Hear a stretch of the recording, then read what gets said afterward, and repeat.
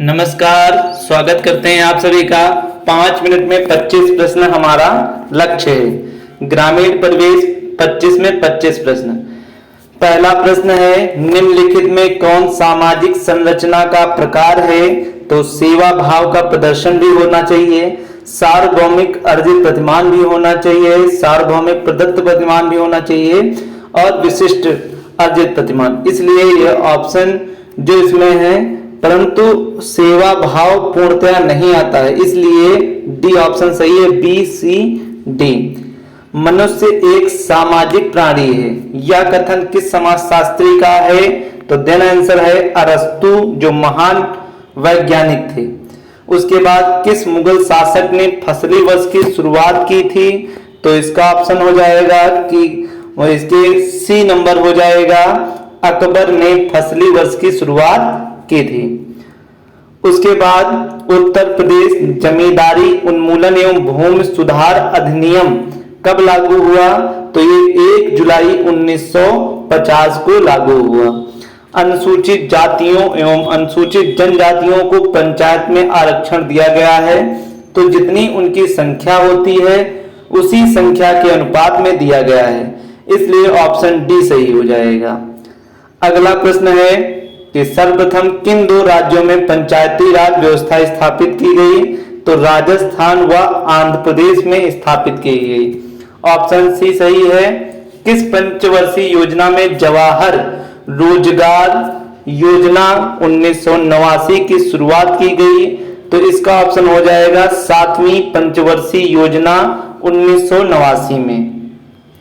निम्नलिखित में कौन सा युग्म सुमेलित नहीं है? तो एक फरलांग में 1.00584 किलोमीटर होता है, एक गज में 0.9144 मीटर होता है और 1.693 किलोमीटर भी 1 मील में होता है, परंतु 1 किलोमीटर में 1.621 मील नहीं होता है, इसलिए यहाँ पे नहीं पूछा गया है, तो ऑप्शन डी सही है। फिर है कि प्रदेश को कोऑपरेटिव डेयरी संघ की स्थापना उत्तर प्रदेश में कब की गई? तो सन 1962 ईस्वी में की गई। बादामी क्रांति का संबंध किससे है? तो बादाम मतलब मसाला उत्पादन से है, ऑप्शन सी सही है।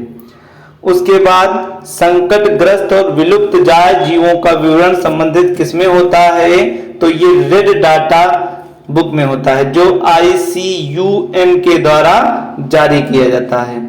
उत्तर प्रदेश में वृक्षावरण कुल क्षेत्रफल का कितना प्रतिशत है? तो कुल क्षेत्रफल मतलब भारत का यहाँ पे पूछा जा रहा है, तो 3.05, और अगर केवल प्रदेश का पूछा जाए तो 6.25% है। ओबरा ताप विद्युत केंद्र उत्तर प्रदेश के किस जिले में स्थित है? तो इसका ऑप्शन हो जाएगा 13 का ओबरा जो है वो सोनभद्र में है और चंदौसी मुरादाबाद में है। अगला प्रश्न है, बरुआ सागर व भसेन जलाशय किस जनपद में है? तो बरुआ सागर व भसनेम जलाशय जो है वो महारानी लक्ष्मीबाई के उसमें झांसी में है, इसलिए ऑप्शन ए सही हो जाएगा। 2001 से 11 के दौरान उत्तर प्रदेश के जनघनत्व में कितने व्यक्ति प्रति वर्ग किलोमीटर की वृद्धि हुई?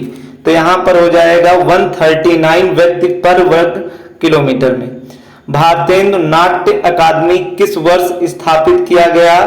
तो ये सन 1975 में स्थापित किया गया।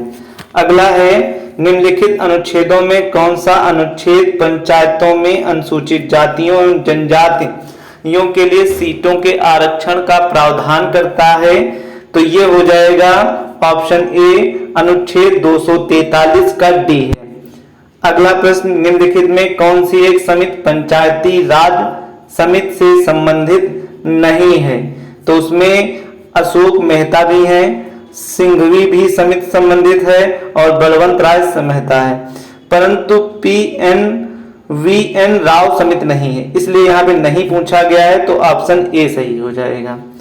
उत्तर प्रदेश से गुजरने वाले कुल राष्ट्रीय राजमार्गों की संख्या कितनी है? तो कुल मुख्यतः 51 है, इसलिए ऑप्शन बी सही हो जाएगा। अगला है, उत्तर प्रदेश के सर्वप्रथम महानगर बस सेवा की शुरुआत किस महानगर से शुरू की गई? तो सर्वप्रथम जो महानगर चली थी वो कानपुर में चली थी, क्योंकि सबसे ज्यादा नगर में जो जनसंख्या है वो कानपुर में ही है। राज्य का प्रथम नागरिक कौन होता है? तो वह सदैव राज्यपाल होता है, और देश का प्रथम नागरिक राष्ट्रपति होता है। उसके बाद अगला है प्रश्न, इलाहाबाद उच्च न्यायालय की स्थापना कब की गई?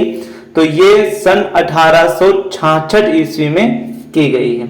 इसलिए इलाहाबाद उच्च न्यायालय काफी पुराना हाई कोर्ट है। ब्रिटिश शासन के दौरान उत्तर प्रदेश में भूमि पंजीकरण किस अधिकारी के द्वारा किया जाता था? तो उन्होंने ही लेखपाल पद का सृजन किया था। तो ऑप्शन ए सही है।